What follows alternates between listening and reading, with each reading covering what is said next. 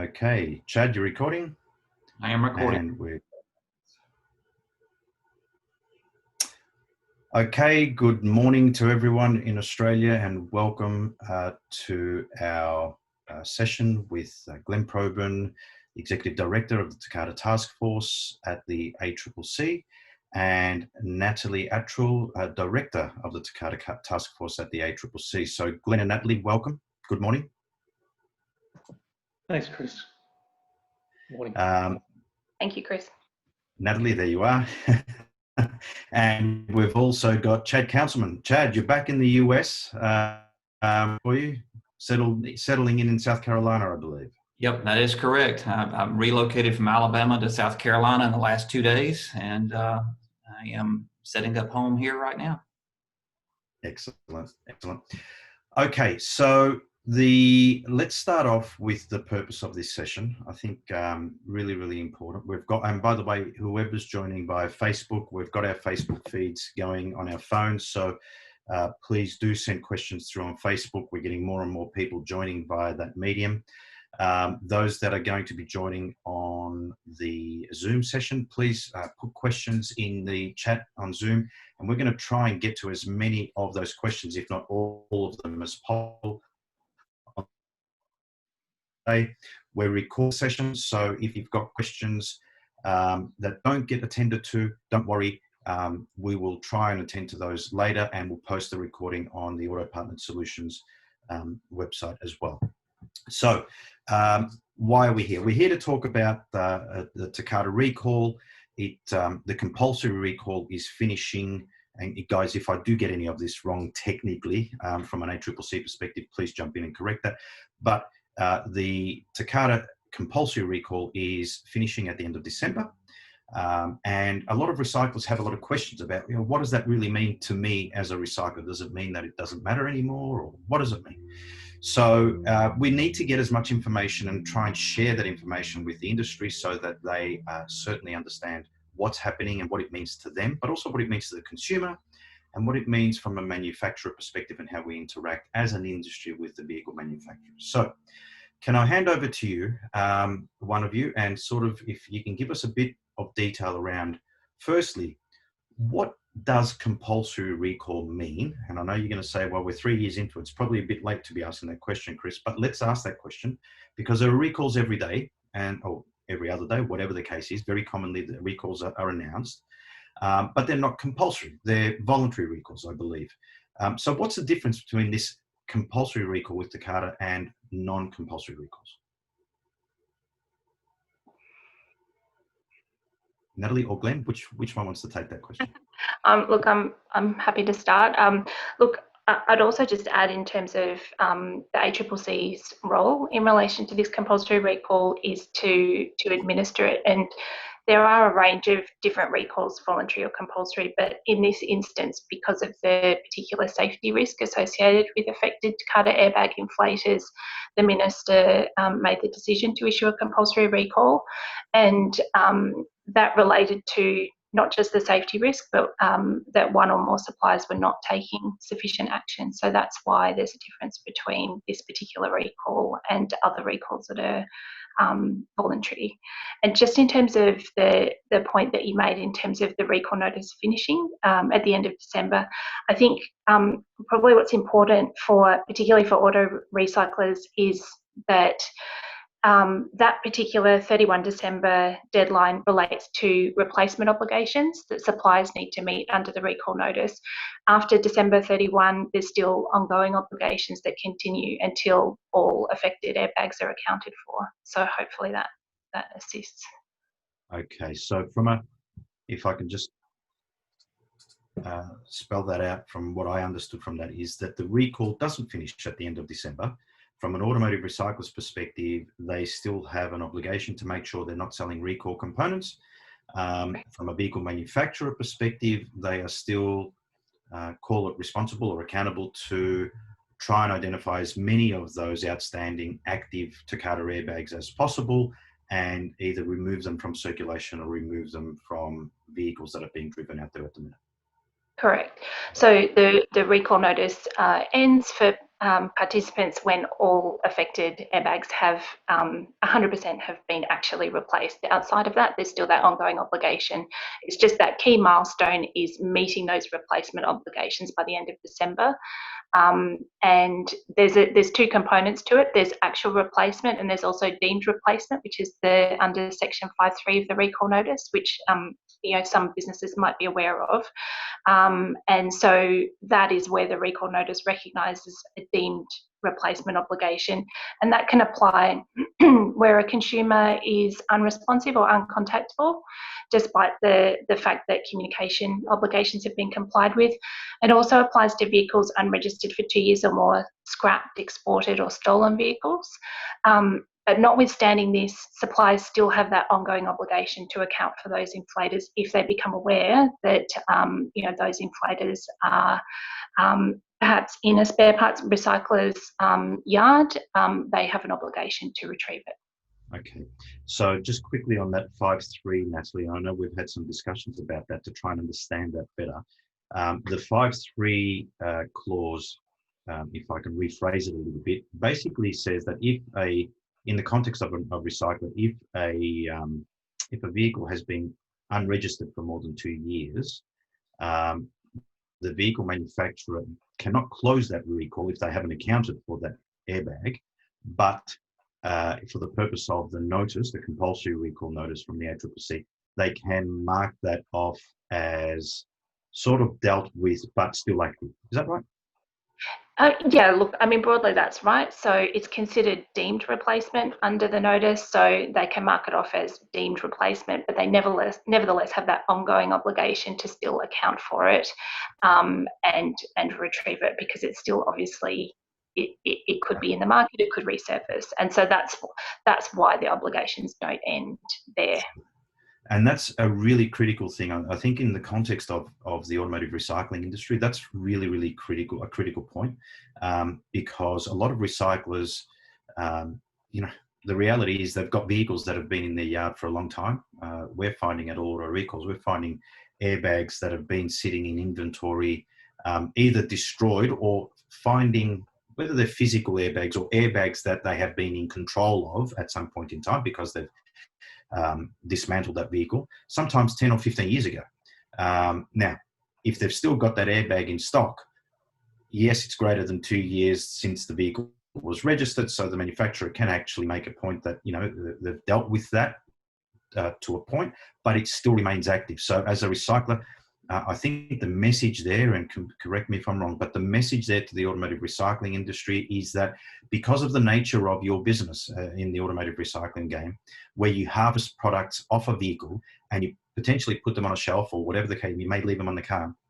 Sometimes these products become recalled at any point in time in the future. And as a result, they could be harvested and then resold to an unknowing consumer. So that's critical. We deal with that issue. Yeah, okay. Yep. That's absolutely right. And I just add to that that spare parts and auto recycler businesses have their own obligations under the recall notice to use their best endeavours to identify whether or not they have an affected Takata airbag inflator. And what that means is checking information provided by manufacturers, checking their recall database, checking information on the Product Safety Australia website to identify whether or not you actually have an affected inflator. And that's an obligation under the recall notice that's imposed on auto recyclers as well. Okay, great. So that leads me to another question that's come through, and that is,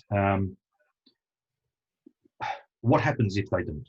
So what is the risk to an automotive? It may be a simple question to answer, but we need to answer it because a lot of people, a lot of recyclers aren't really focused on recalls because they haven't been over the years, right? So what happens if a recycler sells a recall component, or is it illegal to do so? What are the ramifications? What are their responsibilities? Yeah, I'm happy to answer that, and perhaps the next question I'll pass to Glenn. In terms of selling an affected Takata airbag inflator as a spare part, that would be a contravention of the recall notice. Really, I mean, the biggest risk is obviously to consumers. If that inflator misdeploys, there's a risk of a fatality or serious injury. there have been 30 reported deaths and over 330 injuries as associated with misdeploying inflators. We know that there has been 1 death and 1 serious injury in Australia, and more recently some reported injuries in Australia. We're also aware of at least 1 death that has occurred in relation to an inflator that was installed in a vehicle to repair it after a collision. So the risk there is that a consumer who might be looking at their vehicle and checking their recall notices might be unaware that they have an inflator installed in their vehicle, which might have been sold as a spare part. And that's the biggest risk, the risk to people's safety. And then in terms of contraventions of the recall notice, there's obviously the potential for further compliance and enforcement action, which it might be something as simple as making sure that you've got systems in place to comply with your obligations, or it might extend to fines, infringement notices, enforceable undertakings, or civil penalties. Okay, we'll talk a little bit about the some of the compliance work that's been happening in the background. Some questions that are coming through on that.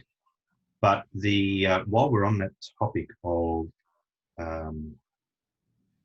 the recall notice finishing, you're talking there specifically about Takata, right? That's the recall notice we're talking about, and that there could be challenges or issues for recyclers that aren't adhering by the recall notice. But what about other recalls? What about non-Takata recalls?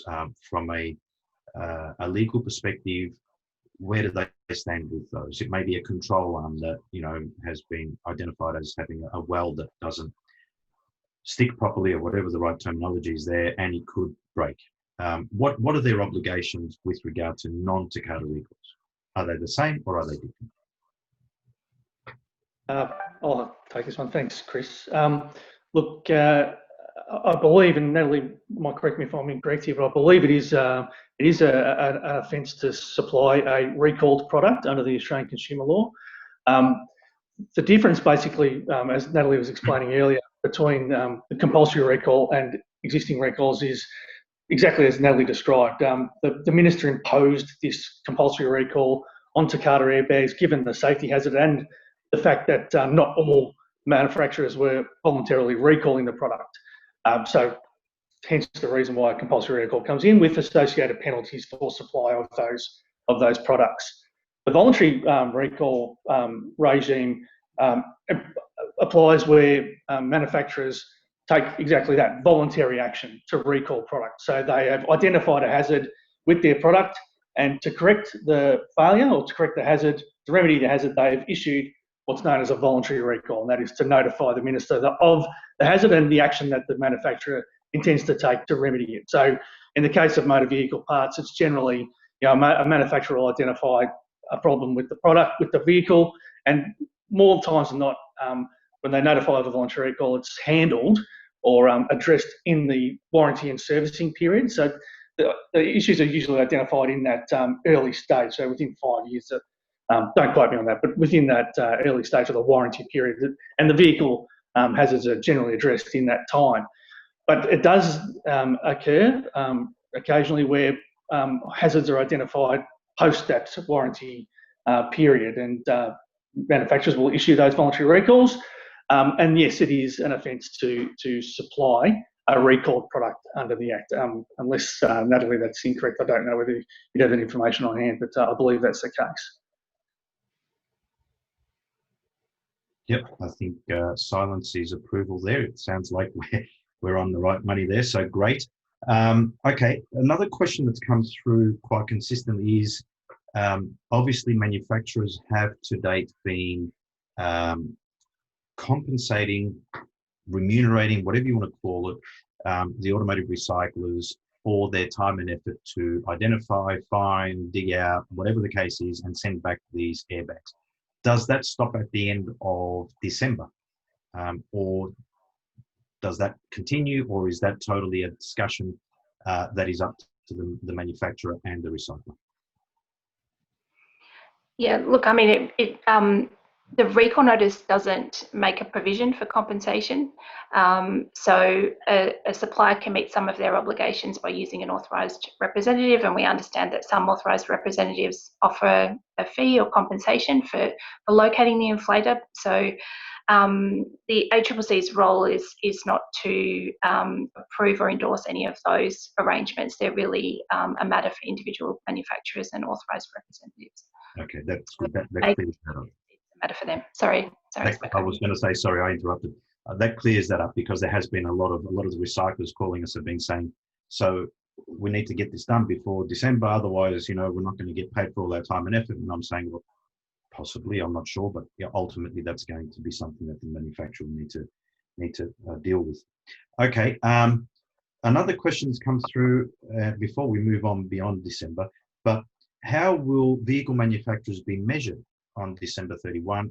And also, how will we, as automotive recyclers, if I can put a recycler hat on, how will automotive recyclers be measured? What does success look like, in other words, at December 31?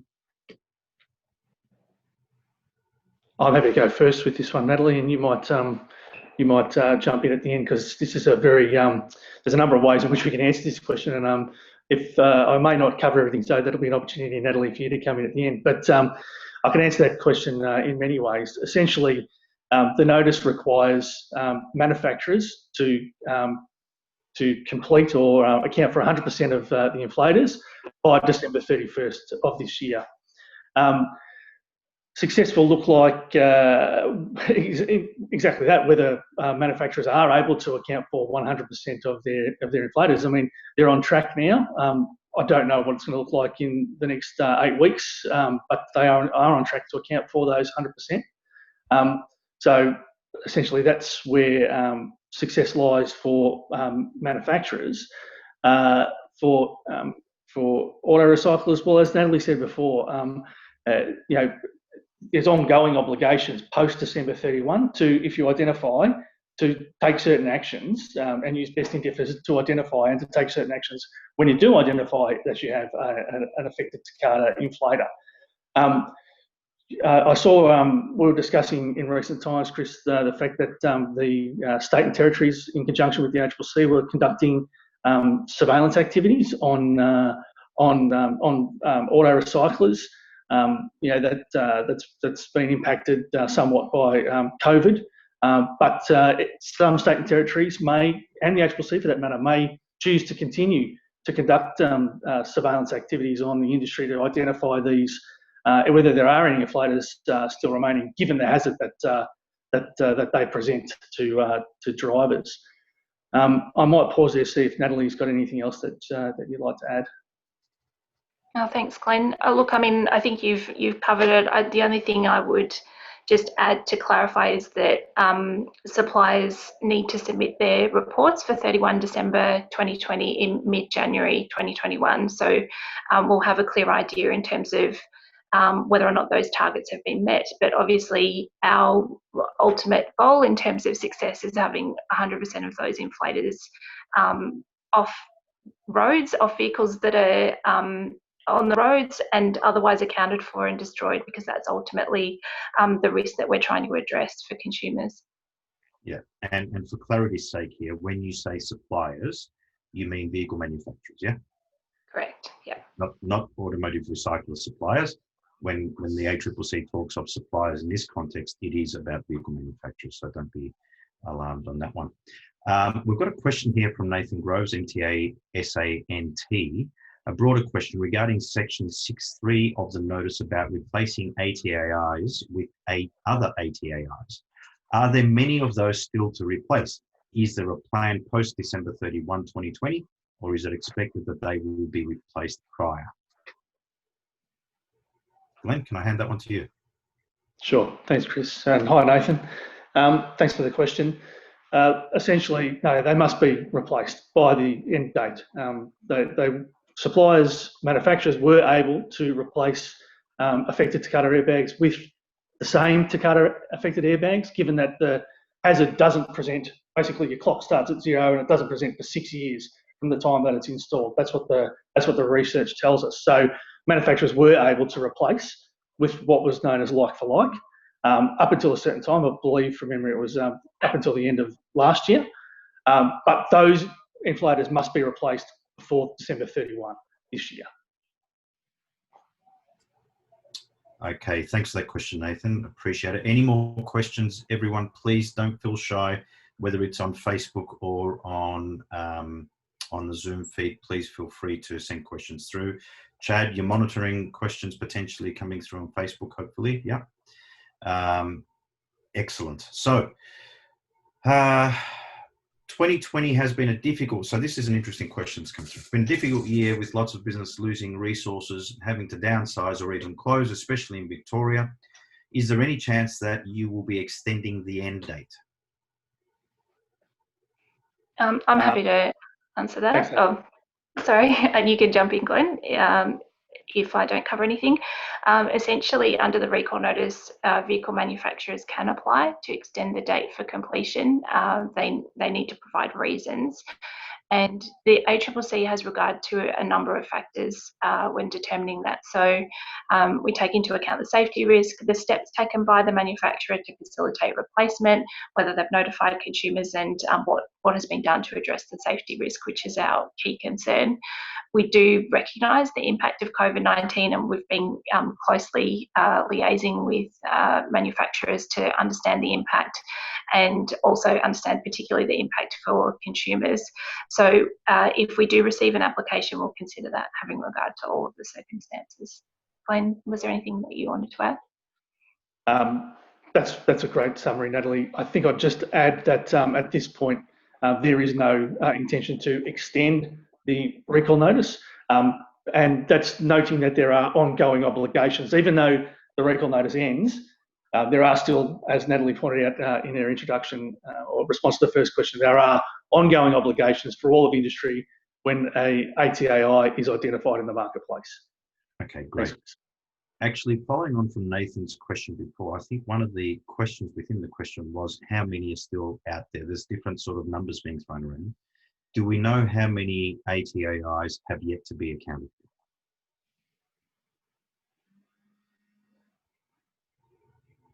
for?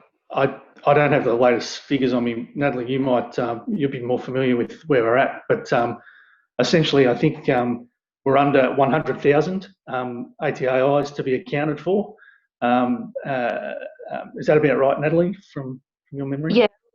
Yeah, that's right. It's around 90,000.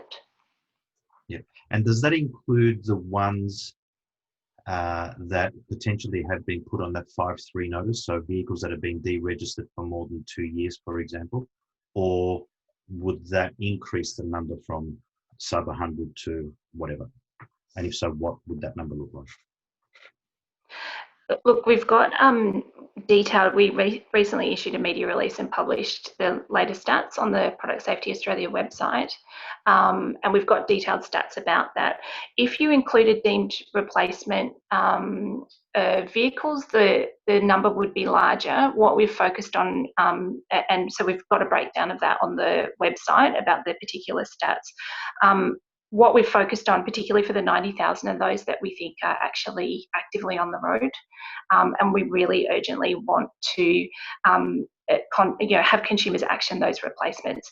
For those other categories, yes, the number is higher, and really what's important, I think, for auto recyclers is to recognise that there is that potential for those ones that were in a deemed compliance application to re-enter the market, and so that's really what we want to stop. So we'd like the checks to be carried out, which is a requirement under the recall notice, and so that manufacturers can be notified. One of the things that manufacturers are required to do is identify that consumer, and so in certain circumstances they follow their communication obligations, but reach a particular point where they can't identify the consumer. So if it's possible that it's in an auto recycler's business, we really want to have that actioned and have them notify the manufacturer so that they can account for those ones. Yeah, okay. All right. Okay. So compliance officers, so sorry, I'm reading off my little question sheet here that everyone's been sending me through, so apologies if my eyes are going down a little bit at times. So we've heard that there are compliance officers, and Glenn, you touched on it before, from fair trading, visiting auto recyclers to check if they have a recalls process in place. One, is this true? Two, what happens if I do not have a recall process in place? Do I get a chance to fix the issue? Will I be fined on the spot, etc., etc.? Okay, thanks, Chris.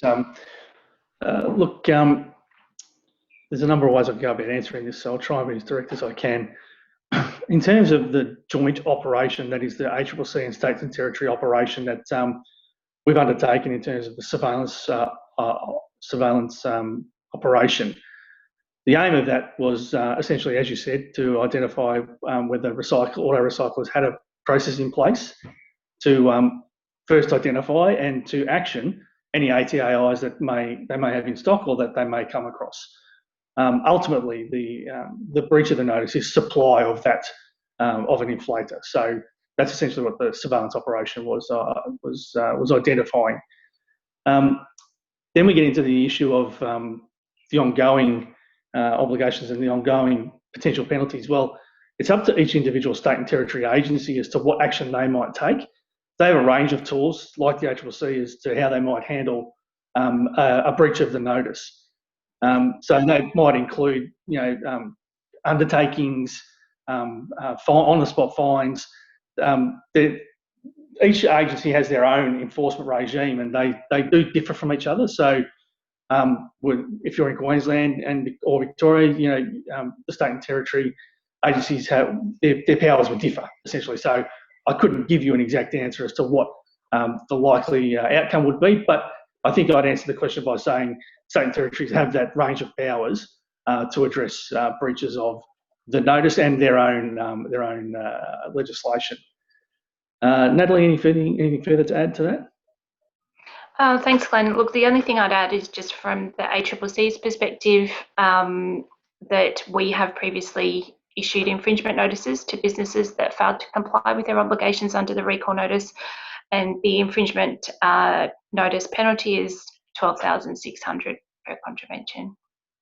Okay, so can I be more specific? Have those infringement notices impacted automotive recyclers at all? No. Not the ACCC infringement notices. There have been penalty infringement notices and undertakings that have been entered into by state and territory ACL regulators with with businesses that supply second-hand vehicles. I'd need to clarify whether or not there's an auto recycler in there, and I'm happy to come back on that. That'd be great. Just on that, actually, one of the things we spoke about, Natalie, prior to the session is potentially having some information from the ACCC, maybe some links if you've got some that we can post on our website with the recording. Yep. So that if anyone has any questions or isn't sure what the legislation or the notice says, they can click on those links and actually see them right there. So it'd be great. And for everyone listening, both on Facebook and on Zoom, be aware that we will be posting this recording up. We will have a section there where you can ask questions, but also we may be replaying it as well. But also you'll have some links there from Natalie and Glenn that will be able to sort of help you answer some of those questions yourselves as well. Okay, Chad, one of the things that obviously you were involved talking with a lot of people from a recalls perspective over time.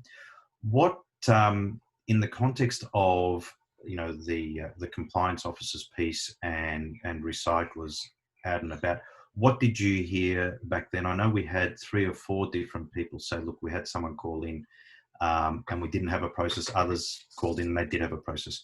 Can you sort of add anything to that, Chad? You're on mute just at the minute, just to let you know, but maybe from an on-the-ground operational perspective, looking at recalls. Now, again, this is a general discussion about recalls, not about any specific business within the recall industry, but what did you find with recyclers out there?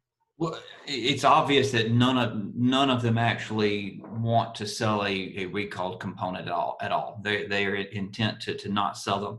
The issue is identifying the recall at the correct time.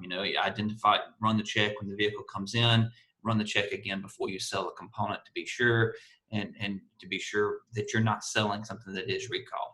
And then there's always some confusion as to how to actually report the information back to each manufacturer. Different manufacturers are going through different consolidators in order to transfer that information back. And so there's a little bit of confusion there. But all in all, the desire is to be compliant. There are several recyclers I have talked to over the last year that have had a recalled component come in and have actually sold the component prior to it actually ever being recalled. And a lot of those facilities do not keep real accurate records. And so we've run into instances where they know the part's been sold. They don't, all they have is that it was a cash sale. It was sold to somebody that came in and bought it. Then the recall occurred after the part was sold. And so that's a common, I've heard that come through several times where they know the part was sold, but it was recalled after the fact. So, you know, there are loopholes where the airbags are getting out there in the marketplace with the possibility of them being reused without traceability to trace them back to where they currently are and which vehicle they're currently in. Okay, great. Thanks. Thanks for that, Chad. We were interviewed probably about 2 months ago now on a Channel 9 news session about this whole piece and that loophole that sits there at the minute. No one's fault, it's just the reality of the matter, and that is that often parts are being sold, and it's not just the Takata airbags, let's face it, it's a variety of different product types. And from a recycling industry perspective, a lot would say, well, let's not say anything about that because, you know, then it exposes a gap, an issue. My view is we need to tackle this head on, and that is that sometimes an automotive recycler or any supplier of spare parts could in fact sell a recall component and be unaware of selling a recall component. So that is something that certainly we're very passionate about. We want to try and deal with that issue. We're working closely with a number of different manufacturers at the moment to do that, to identify those, in this case, airbags that have been sold, and try and provide as much information back to the manufacturers as possible with the authority of the seller, of course, of that part. So it leads me sort of, I suppose, into the next piece, which is, you know, recalls can happen after the fact. And I'm just reading the question here, and we may have sold a part. What are our obligations with these parts, seeing we did not know that they were recalled at the time of sale? One, do we need to tell the buyer about them? So, Glenn, for example, I might have sold you an airbag 10 years ago. There was no recall back then. Now, assuming I now know that airbag was recalled, do I need to reach out to you and tell you as the part seller? Okay, thanks, Chris. Well, there's a technicality in here. I mean, I'm not going to speak to good business practice, or I might just address it and say, you know, it might be good business practice if you were aware to contact the consumer. Yep.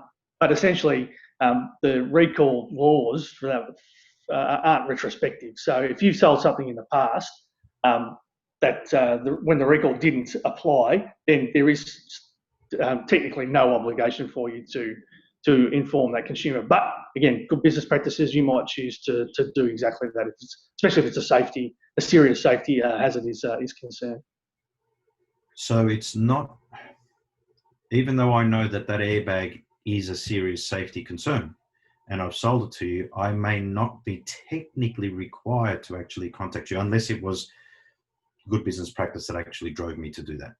Yeah, so when we're talking specifically about the compulsory recall, the compulsory recall was signed by the Minister and came into operation from the 2nd of March 2018. So from that date, it was an offence to supply. If you sold it in the January or the December of the 2017, there was no obligation for a supplier or auto recycler to take any action at all. Okay, and that may answer the next question, which was, do we, as in an automotive recycler, need to report these ones that we've sold to the vehicle manufacturers, so that the vehicle manufacturers know that the airbag from donor vehicle X has been sold to customer Y, because ultimately customer Y may have a VIN that is not affected by that actual recall. So now they've got an infected or a bad airbag, or a dangerous airbag, or any recall part for that matter, on a non-affected VIN number. So they're driving around not knowing there could be this dangerous part of the car. Okay. I'll have the first crack at this, Chris, and Natalie will no doubt correct any technicalities that I may have got incorrect. But essentially, the obligations are on the manufacturers to account for those VINs. So the manufacturers need to account for those VINs and do so by any means. The obligations on the auto recyclers are not to supply. So there's no reporting requirement on on auto recyclers under the notice. So manufacturers will need, again, going back to the point of accounting for 100%, to take any reasonable action and in association and discussions with auto recyclers to get those numbers. Now, Natalie will probably clean that up a bit in terms of clarifications, but Natalie, anything else that you'd like to add to that? Thanks, Glenn. Just to clarify, there's still an obligation to check for those spare parts. So if those spare parts are in the auto recycler's possession, power or control, that's when there needs to be that check and to notify manufacturers. And Glenn's right in terms of the when that obligation applies under the recall notice. So if vehicles have been sold before the recall notice came into effect and before those obligations arose, there isn't that obligation under the recall notice, but it may be that auto recyclers are liaising either directly with suppliers or with their authorised representatives. And the purpose of that is to account for all those outstanding inflators. So if you actually know that the inflator was supplied to a consumer, you might share that information with the manufacturer if you have permission to disclose the buyer's details, or otherwise contact that purchaser and let them know. That part is not an obligation under the notice, but it may be something that you consider doing given the safety risk. The obligation applies if the vehicle or the spare part was supplied during the time of the recall notice, but before that, obviously it's a matter for individual auto recyclers. Sure. Okay, great. Thanks for that. Hopefully this is clarifying some of those grey areas, guys. I know it's unfortunately, in this type of scenario, whether it's the ACCC and the guideline in this case, or whether it's legislation in other shapes or form, at the end of the day, it's very difficult to be totally black and white, right? So from an ACCC perspective, we get that this is a bit of a minefield, if you like, to sort of navigate sometimes. And with so many stakeholders looking for answers, it can be challenging. But hopefully this is becoming clear for the recycling industry. And if I can just summarize a couple of things. Firstly, there are obligations to the parts seller, in this case, the automotive recycler, to try and identify recall components and not sell them. Two, if you do sell a recall component, there unknowingly, that is before the notice before a recall was activated, there may not be, it's not retrospective potentially, but it may be good business practice for you to actually deal with that and contact the customer and potentially even let the manufacturer know, although I'm not sure what the privacy challenges are there to provide that information, but certainly not for me to talk to that. So really it is important that you stay aware of what parts you have on inventory and what can potentially become activated at a point in time in the future. So you may have bought the car 5 years ago, you still have parts, you still have the whole car out there for whatever reason. And all of a sudden a recall is activated on a particular part or parts on that vehicle. You need a mechanism through which to identify that their recall has actually now been activated on that vehicle, and it would be good business practice to remove that part from sale. So hopefully that's becoming a little bit clearer. Okay, some of the challenges recyclers have had over the years is, I suppose, and even recently, is accessing as much of that information as possible. And a lot of recyclers come back with this point that, but it's not our part, it's not our problem. Ultimately, the view that I've taken to that, and please correct me if I'm wrong here, is that's true. It was manufactured by the vehicle manufacturer. You didn't manufacture it, but you are now dealing in that part. and profiting from the sale of that part. Is that the right approach? Is that the right sort of tack to take to those types of questions? Can you sort of clarify that? Because ultimately it is about public safety, right? We need to make sure that the consumer in this case is not put in a position of danger, and we want to make sure that they're kept safe. So is that the right approach to be taking with that, or can you help with a response on that one, please? I think that's right, Chris. Like, whilst yes, it was the suppliers and manufacturers who put these parts in the vehicles, without any, whilst the airbags complied with all the regulatory requirements at the time, this hazard has occurred over time, and the manufacturers couldn't foresee this issue arising. Again, yes, so it's all on the manufacturers essentially, but the hazard and the safety risks associated with these products mean that everyone in the industry has a role to play in removing this hazard from the marketplace. And the notice, as Natalie pointed out again, does put obligations on, in particular, the auto recyclers and throughout all of industry to identify and remove these products from the marketplace. So, in a nutshell, Chris, yes, I think your explanation to the issue is correct. Yes. Okay. And what about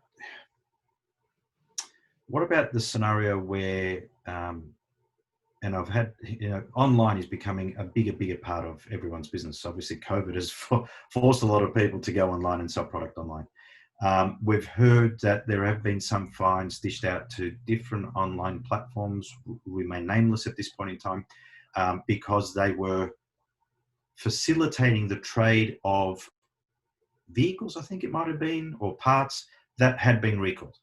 Can you sort of add anything to that? I mean, what are the obligations to online platforms, whichever they are, where they take inventory from third parties, automotive recyclers, and the recycles their product on that platform? It's recalled. What are the obligations on the platforms at this stage, for clarity's sake? I can answer that. Just in terms of the example that I think you're speaking about, Chris, and there's a media release which sets out the details of the circumstances.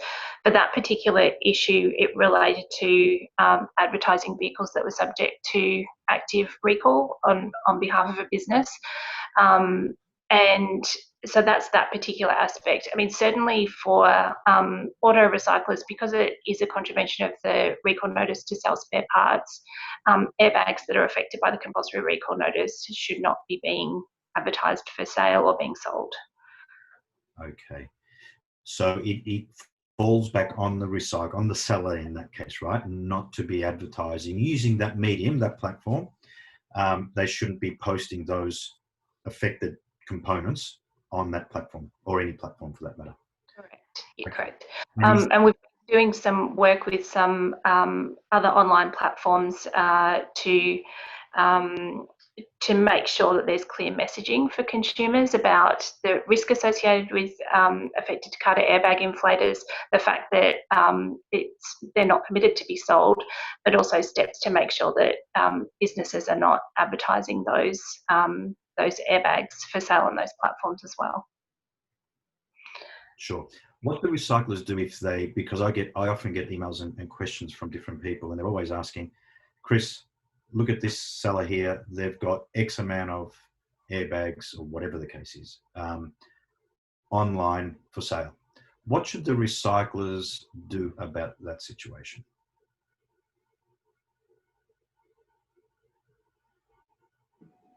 Sorry, Chris, so you're saying that they've identified what could potentially be non-compliance, is that right? Yeah, basically, okay. Yeah. Okay. Well, I mean, look, that's what we're here for. I mean, if a supplier feels comfortable, or sorry, a recycler or any supplier feels comfortable reporting that to the ACCC, they can details can remain confidential, but we'd be more than happy to receive information along those lines. Again, we are doing our own surveillance activities, but if there's something that's gotten under the radar, then we'd be more than happy to receive a complaint and information in relation to potential non-compliance. Okay, excellent. All right, thank you for that. So we've talked fairly extensively about Takata. Hopefully we've answered. I've gone through the majority of the questions, if not all the questions in one way, shape or form that have come through to us. And thank you to everyone that's been contacting us with those questions more recently.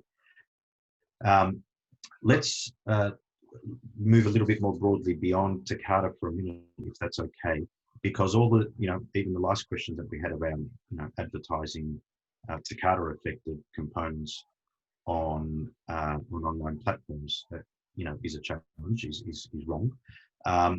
What about other recall components? Again, I know we've touched them, but our focus is very much on Takata. So sometimes the other recall components can sort of fall, be assumed that they're not as important.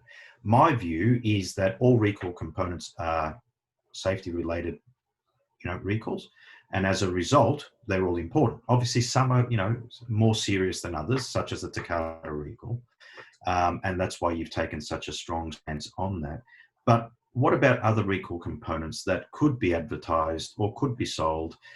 Does everything that you've said still matter for all those other recall components? It's just that the Takata recall has this focus on it at this point in time. Is it all still relevant? Yeah. Sorry, you go, Natalie. There you go. No, I was just going to just confirm exactly that, Chris. Yeah, they are all safety related and they are all important. Obviously, this particular recall required a more direct approach, given the safety, the nature of the hazard, and the fact that not all manufacturers were recalling, so it required that approach. But just generally speaking, yes, the same approach should be applied. Even though, it should be applied by recyclers to recall products. Natalie, anything else to add? Thanks, Glenn. Look, the only thing I'd add to that is just that the Product Safety Australia website sets out for each voluntary recall as well, the specific risk associated with that recall and what should be done. So you can, it depends on the individual circumstances. So obviously we've gone into a lot of detail about the Takata compulsory recall because there's specific obligations there, but you can look at the Product Safety Australia website for the individual recalls for details about the safety risk associated with those, because it varies. Excellent. And for everyone that's listening in, I think it's productsafety.gov.au. Yep. Correct. So we can put details after this. Yeah, we'll put it on that link as well. So people really need to be more and more aware of what's happening out there. So please do look at these resources that are going to be made available through the website. Okay, Chad, recalls, you the former ARA president in the US, and I'm just going to digress a little bit to the US for a second and come back. Not that it affects the ACCC, so I'm not suggesting anything here that there's any relationship, but Chad, recalls in the US have been a challenge over the years. Obviously, the Takata recall has the same sort of impact over there. And I'm not sure that it's a compulsory recall, but certainly the automotive recycling industry has been very focused on it. ARA, the Auto Recyclers Association over in the US, has been quite vocal in this area over the years. Tell us a little bit about how our reaction or our response to Takata in Australia, how equal, better, more robust, less robust it has been to that in the US. What are the comparisons? I think the Australians are actually a little ahead of the Americans when it comes to the Takata recalls. With so many manufacturers engaging and compensating the recyclers for the information or actually reclaiming the affected Takata inflators for them to be destroyed. It is happening in the US, but not on the level that it's happening in Australia. And so I've got to, you got to put a feather in your hat. You're really doing a good job in the Australian market, reclaiming and with the goals of December 31st and so pushing so hard. In my opinion, the Australian market is doing a better job than what the US market's doing. Interesting.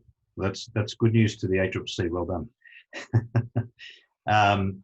Okay, Now, moving on to, I know there's been a lot of talk, and you may not be able to comment on it, but I'll ask the question anyway because it is one of the comments that's been coming through over the past week and a half, and that is the alleged issue with Takata seatbelts that we've been made aware of. Do you have any information on that? Does the ACCC look to get information on that, or is that all basically going to stem from manufacturers?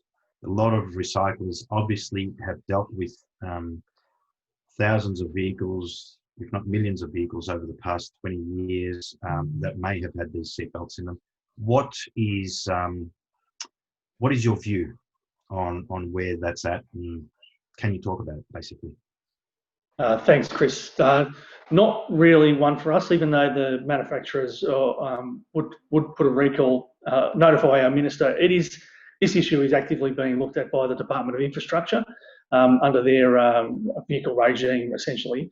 So they're looking into this one, and we're awaiting information from them to identify the nature of any hazard associated with the Australian market.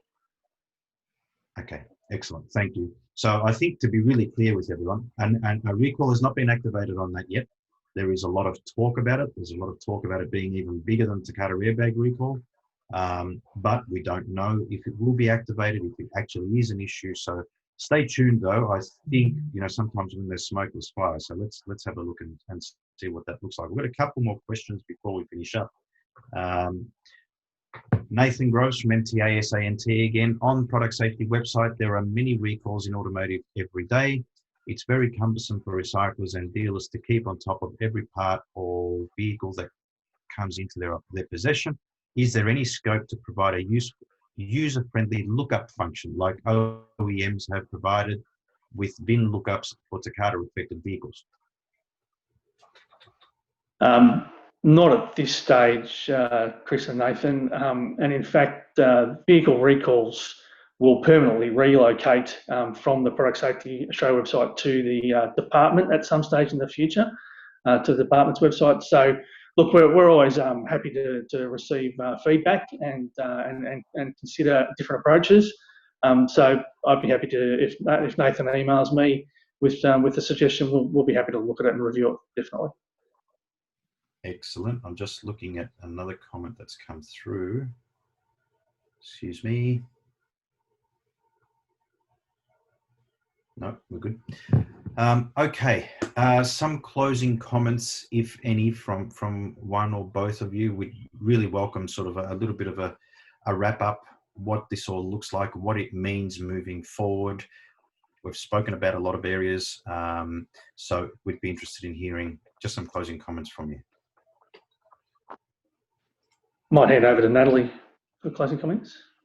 Sure. Okay. Thanks, Glenn. Look, I mean, really from our perspective, for auto recyclers, you play a really critical role in relation to addressing this safety risk that could potentially lead to a fatality or injury. So it's really important that you check your stock and that you check the information about recalls to determine whether or not you've got an affected inflator. And if you have, your obligation is to notify the manufacturer, and that's it. You've complied with your obligations. I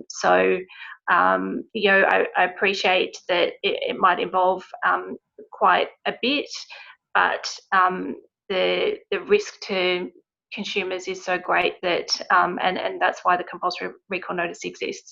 So we ask you to check your stock, notify the manufacturers so they can get those inflators off roads and not being installed in cars. We can provide additional materials if you want to read further about it, and we are also open to responding to questions as well after this. Thanks. Excellent. Thanks, Natalie. So on that point though, how do people contact you? Is there a general email to get in contact with you? Do you want them to contact you through our website? Do you want to provide your details? I'm happy to provide those if people ask them, but only if that's how you want to. Well, we can provide details of the ACCC contacts that you can contact us. We have an info centre that can respond to straightforward queries. If it's something more complex, then it will be referred to the Takata Compulsory Recall team. Excellent. Okay, so if you can just give us those general sort of contact details, that'd be great, and that way we can forward it to the group that's on this call. Chad, closing comments from your perspective? I believe that the recyclers are doing a good job attempting to be compliant in everything they're doing. I believe that manufacturers have gone above and beyond their call of duty to do their part to help remove these affected Takata inflators from the market, and to actually identify and find potential owners of affected airbags that have been actually resold prior to the recall. And so it amazes me how serious the manufacturers have taken this, and they are so active in pursuing it. I'm on the call and dealing with the manufacturers on a regular basis, and they are over the top serious about this. This is as serious as it gets with every one of them. And they're demanding reports from us on a weekly basis as to what we're doing to help them find these bags. And it blows me away. It just really does. So excellent. Thanks, Chad. I think that's important. You know, a lot of people, often overlook what's involved and overlook what manufacturers are doing about this. And yeah, I mean, it's a generalization, but generally speaking, most manufacturers are doing an amazing job, right? And they're doing everything possible, and we're working with a number of those to support them in that. I think in closing, I want to just reiterate a few things. To Nathan's point earlier about the product safety website and, a mechanism through which automotive recyclers can deal with recalls properly. Critical.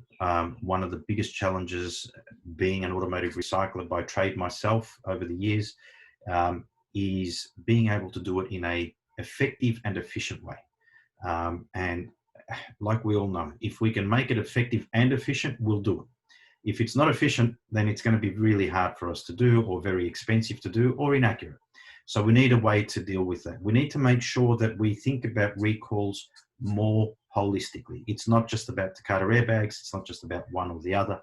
It's about recalls. And as an industry, if we develop processes that will help us deal with recalls, full stop, then we deal with the Takata recalls and whatever other recall can happen. So that's a critical part. And I think it's a mindset change.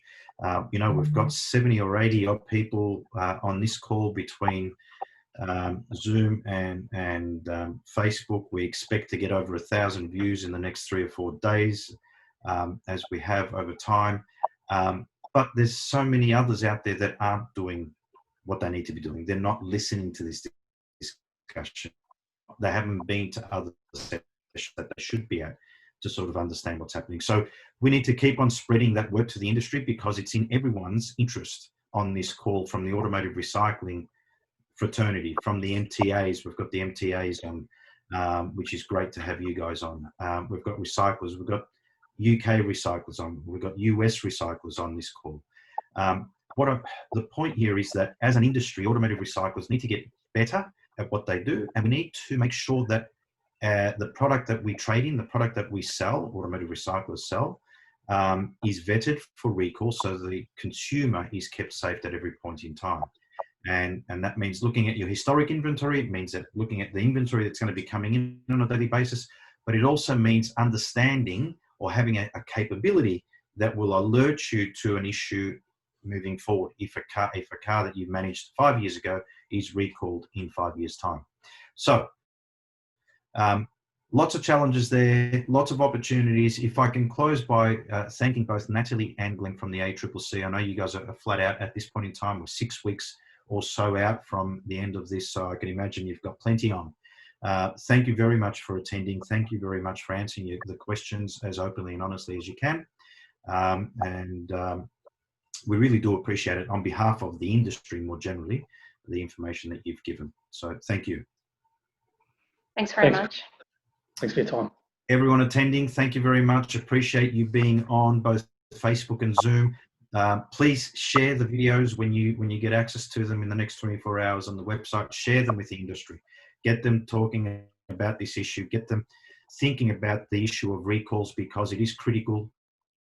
It's critical to your children and our children as they're driving cars. We don't want them out in vehicles that have affected not only Takata airbags, but affected recalls, active recalls on them. We want to keep the consumer safe, and it's in our industry's interest to get that right, so that people feel more and more confident in buying our products. So thank you again. Thanks for joining. Appreciate your attendance, and we'll see you next time.